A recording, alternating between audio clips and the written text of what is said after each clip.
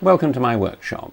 I'm going to be building 3 locomotives from 3 different kit manufacturers, all of which are of very, very high quality. They'll be 4mm scale and they'll be built in basic 00 gauge. First one will be a Great Western 262 tank 61XX from Southeastern Finecast. The second one will be an LMS 4F from Allen Gibson, and the third one will be a DJH XLNER A2.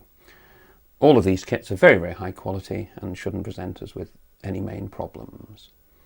Before we begin, we must do a little bit of prototype research, and I have 3 basic volumes. For the Great Western 262, you can do no better than Russell's book. For the LMS 4F, the work of Esri and Jenkinson, and for the XLNER A2, the work of Willie Eden. These are excellent beginnings and will give you a very, very good basic understanding of the locomotives in question. Whenever we start making any kit, we must begin by making the chassis. It's absolutely essential. You might hear or read in various publications or other people telling you that build the body and then the chassis. That, in my opinion, is nonsense. You must get the chassis, the basic chassis, working before you go on to any detailing. Now, this is a current state-of-the-art RTR chassis for a Bachmann A1. This is what you'd get today. Very sophisticated, very reliable. A can motor, beautifully smooth. Now, you could argue, why do you bother making chassis? Well, I hope as I go along that will be explained. In earlier times, one used to fit scale wheels, in this case Romford, to an early type of chassis. This is an old Triang Britannia chassis that went underneath an old Wills A2 of mine.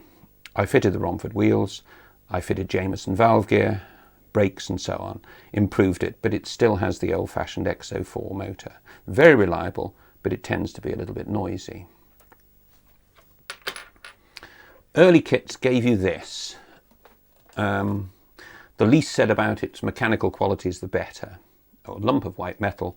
If you pound it and melt it, it's very good as ballast. Nothing else. Very early kits, produced by firms such as Jameson, gave you stamped brass. They were fairly accurate and could be made into very, very nice models. However, rather daunting to be presented with these. These, by the way, are the frames for a Lord Nelson. You've got spacers and so on as well, but a little bit beyond the majority of people. Along came etching, in this case Chemelway, and they came along with compensation. I built this one in compensated fashion for a West Country. It runs quite well. I don't believe this level of compensation is necessary, but that's the way the chassis was designed. And an open frame motor, but a far superior open frame motor to the old XO4, and in this case just a direct drive. It runs quite well.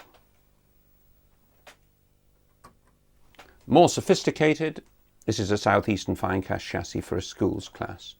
The drive here is by London Road Models.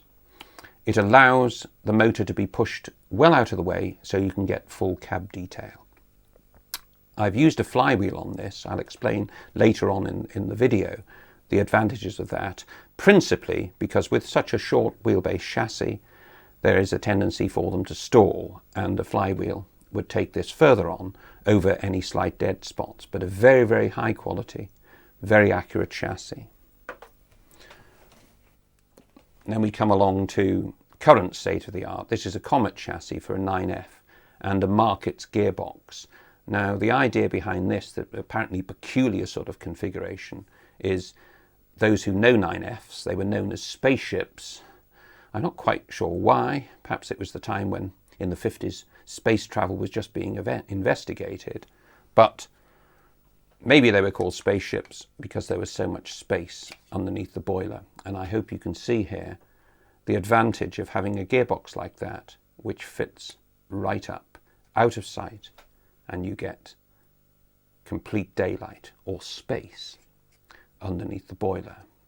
Now, all of these are chassis, old-fashioned chassis, current chassis, the sort of thing that we'll be looking at when we come to build the individual models. I've used these just to show the sort of things that were available and are available now. When we come to build the individual models, you'll see how these principles can be applied.